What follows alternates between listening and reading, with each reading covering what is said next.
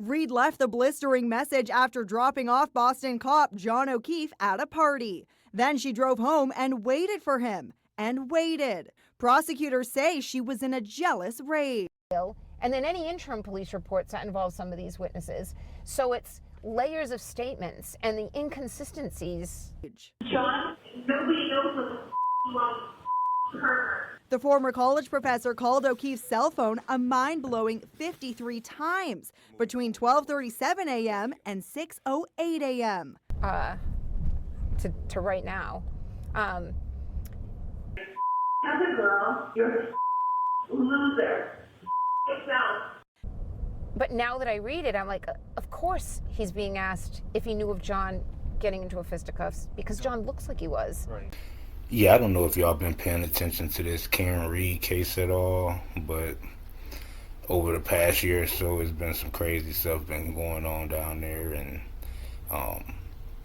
yeah, I'm just baffled by what's being allowed to take place right in front of our justice system. But I put together a little something for y'all to kind of get a brief understanding of what's going on up to this point. I'll catch y'all at the back end. A respected Boston police officer was found dead in deep snow. His girlfriend, a college professor, was accused of hitting him with her SUV after they had been drinking. But is the official story wrong? Could this be more than a tragic accident? Could it be a carefully planned frame-up involving people in positions of power? This case in Massachusetts has captured national attention and split a community apart. It's the retrial of Karen Reed. This case isn't simple. It's full of conflicting evidence, questions about who is in charge, and a fight for truth. This fight happens in court and outside it.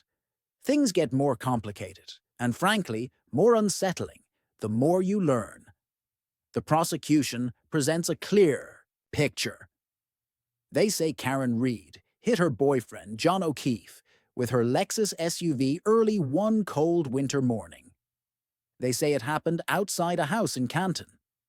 First responders described the time after finding John's body as panicked. Witnesses reported hearing Red say repeatedly, "I hit him." This quickly became the prosecution's main idea, a sad accident caused by drinking. A cracked taillight on Reed's car seemed to fit this story, linking her car to the place where John was found. It seemed like a simple explanation for a terrible loss, but the story wasn't over. The defense was getting ready to tell a completely different story that would change everything. The defense's claim is big and surprising. They say Karen Reed is being framed. They say people connected to the house where John O'Keefe was last seen planned this cover-up. Their idea is that John O'Keefe wasn't hit by Karen Reed's SUV outside. They say he was hurt badly inside the house, maybe during a fight. Then they claim he was put outside in the freezing cold. They argue the damage to Karen's car happened at another time. Maybe someone else caused it. This was more than just saying she was innocent. It was saying there was a conspiracy. It suggested people with power in the police and local connections worked to hide what really happened and blame Karen. Suddenly, the case wasn't just about Karen Reed. It was about who was in that house and what truly went on before John O'Keefe was found in the snow. Now, in the retrial, every piece of physical evidence from that night is being looked at again. People see it in different ways. Investigators found pieces of a broken taillight near John O'Keefe's body. They also found his sneaker, full of snow, near the side of the road. A broken cocktail glass was found close by. They collected blood samples from the snow in red cups. The prosecution says the taillight pieces and John's injuries clearly show he was hit by a car. The defense argues John's injuries look different. They say the many bruises, swelling, and cuts, especially on his face and arm, along with cuts on his knee, don't match being hit by a vehicle. They claim these injuries look like he was beaten. A large amount of snow fell that night, over 22 inches by early evening. This made finding and keeping evidence very hard. It also makes people wonder what might have been hidden or missed under the snow. Then there's the phone data. This record of calls and searches was expected to be clear, but it has become a big point of argument. The prosecution showed Karen Reid's phone activity.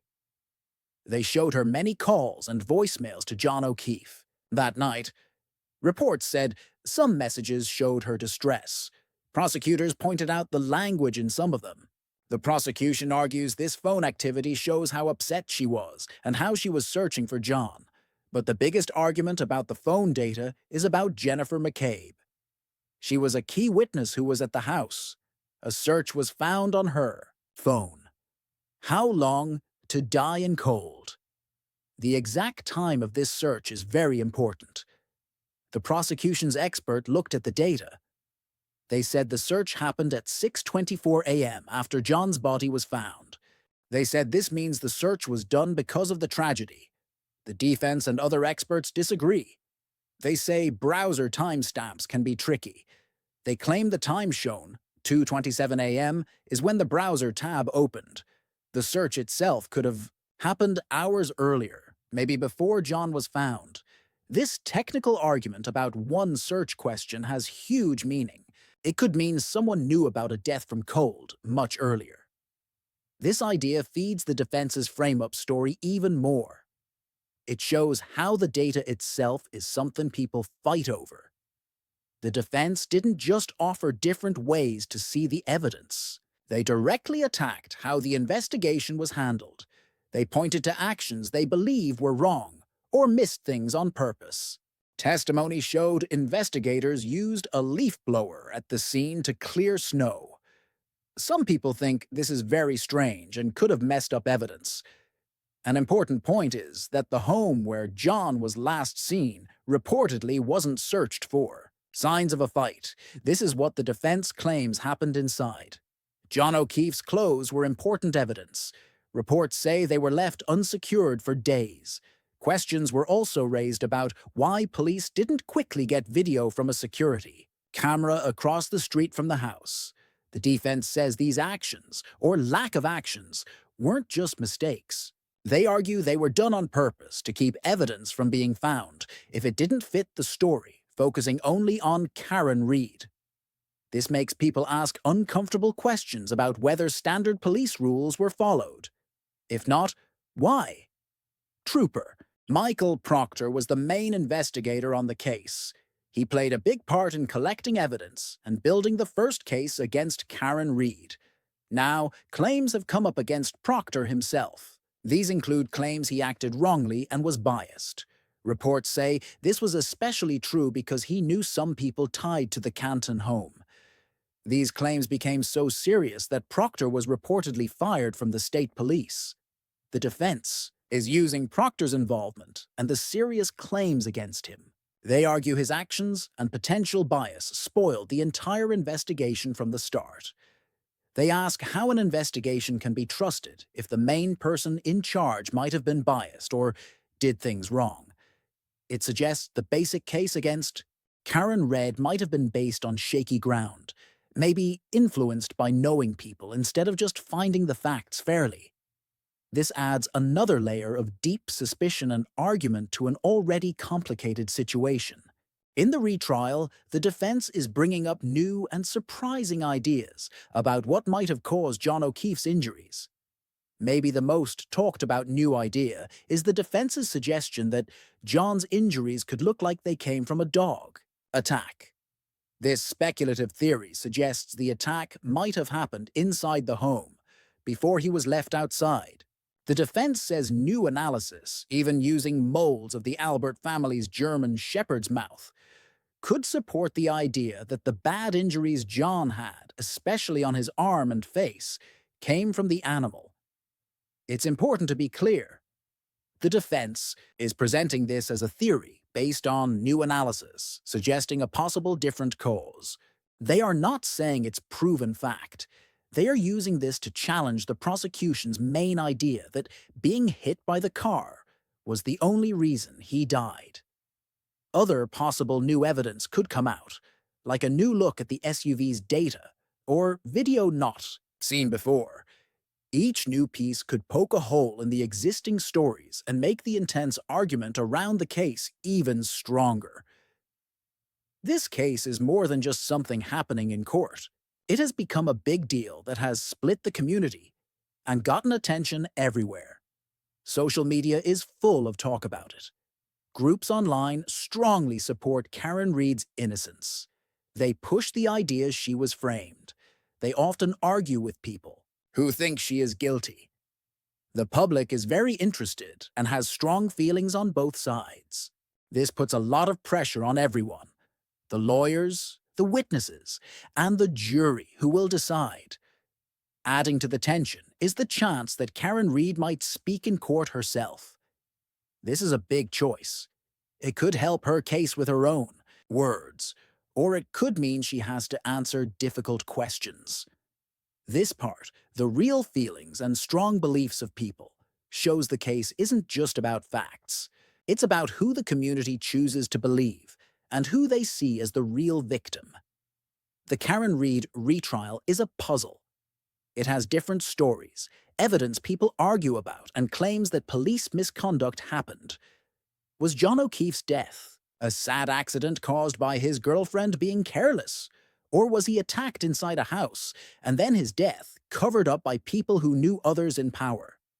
With experts disagreeing, questions about how the police handled things, and new defense, ideas coming out, knowing exactly what happened seems harder and harder. People see every piece of evidence in two completely different ways: accident or conspiracy, guilty or framed.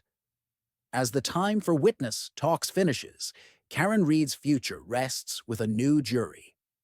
One thing is clear: this case has shown deep problems and things people don't want to talk about.